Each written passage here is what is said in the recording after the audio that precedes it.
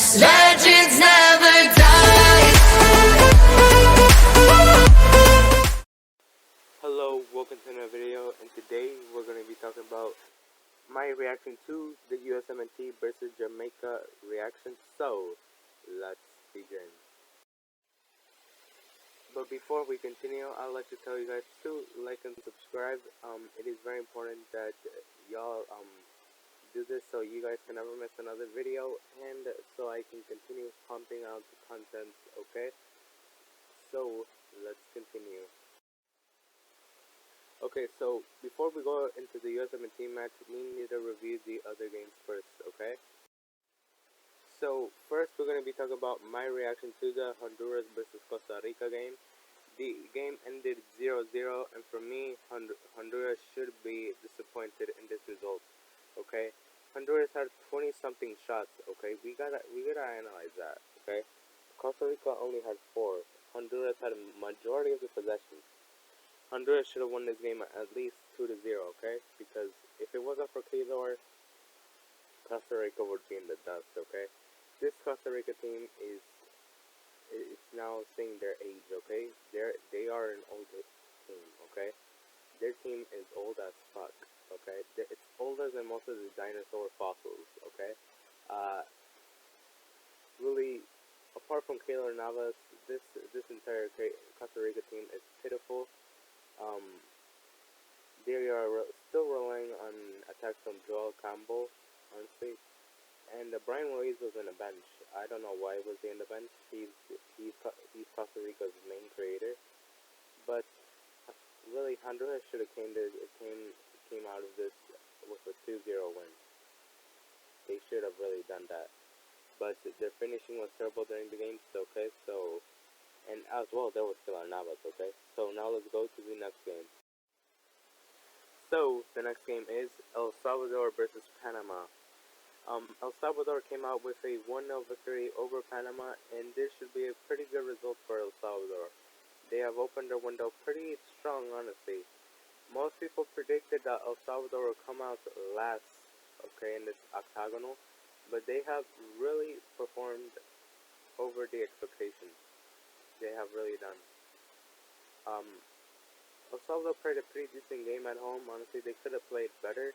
Panama made it somewhat competitive. They had a little bit more possession than El Salvador, but really El Salvador had a way better finishing. Okay, they have way better shooting, and this helped El Salvador come out with a 1-0 victory over Panama. So hopefully La Selecta can continue to get good results, because they are really performing above the expectations.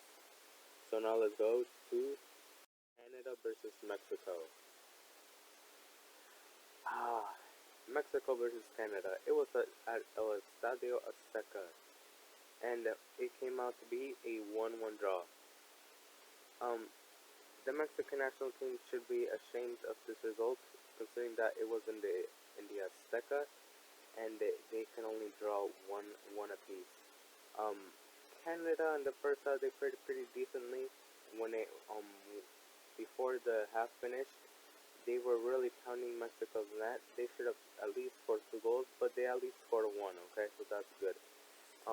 Alphonso Davies played pretty decently. He could have played better, honestly. However, I think Jonathan David struggled a lot. I think it's because of the lack of service they provided to him. But really, Mexico should have probably won this game like 2-1, or should have been a 2-2 draw. Honestly, it was a pretty close game. However, I think Mexico's finishing should have been better.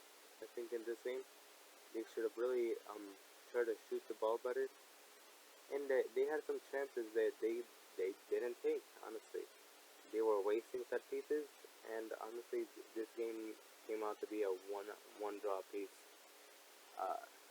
Yeah, there were moments where each team could come out with a victory, but the defense was there, and yeah, it was a pretty fun game to watch, honestly. But it was a pretty disappointing result for Mexico, and this is a great result for Canada, as they take 1 point away 2 points away from Mexico, and they get a point themselves. Okay, so yeah. Now let's go to the USMNT versus Jamaica.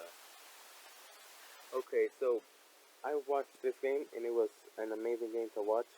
The USMNT played it great, and they should have, because we cannot give Greg too much credit that he made this USMNT group play good against a weak Jamaica squad. Um, this let's not forget, this Jamaica squad was was missing both Michael Antonio and Leon Bailey, so they were missing their 2-star players and many other players that couldn't travel due to the COVID restrictions in the UK. Okay, the USMNT played pretty good, honestly. They played it very amazingly. The back line had a pretty decent game. Sergio Dest had a pretty amazing game. Anthony Robinson had a decent game. Anthony Robinson's service could have been better, but his service was still good. The midfield, it could have been better, honestly. Yunus Musa had a pretty decent game. He was making a lot of progressive passes. He showed a lot of vision during this game. Weston McKinney too, but to a lesser extent. He was more covering the back line. Tyler Adams had a strong game protecting that back line. And honestly, the attack was pretty good. Brendan Harrison was amazing during this game. He was creating chances. One thing I would like to see improve from Brendan Harrison is his set pieces, because he needs to improve the corners a lot. Okay, he needs to improve them. Hopefully, when we have Gianluca Busio for the next game, he can take them. I think it's improving a lot. Ricardo Pepi, he's showing signs that he should be the new USMNT number 9. And right now, I think he should. I think he as well should go to Europe, because he's doing very amazingly at MLS, considering that he's playing with a team as bad as FC Dallas. He scored both goals, I believe. Both, yeah, he scored both goals.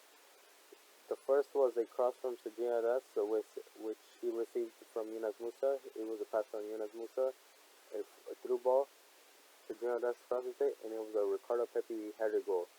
Then, I believe it was an assist from either Anthony Robinson or Brendan Harrison, I cannot remember. But it was a low cross. Ricardo Pepi was there, and he was there to score the goal.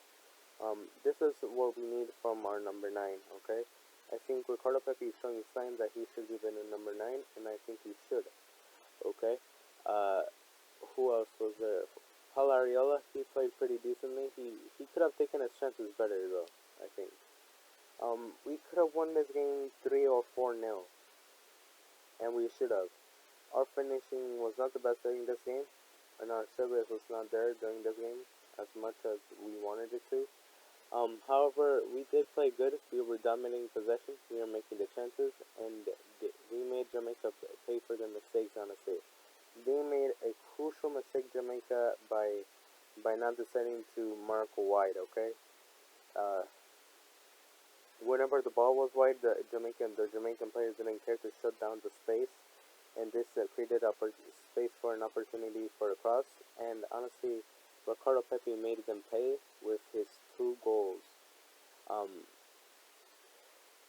Really, this was a pretty decent game from the USMNT. The subs were good as well. Luca de la Torre had a pretty amazing game, honestly. Who else came on there? Kellen Acosta. We could have seen more of Kellen Acosta, considering that he does play good against Jamaica. But still, he did his job, which is to protect that back line. So yeah.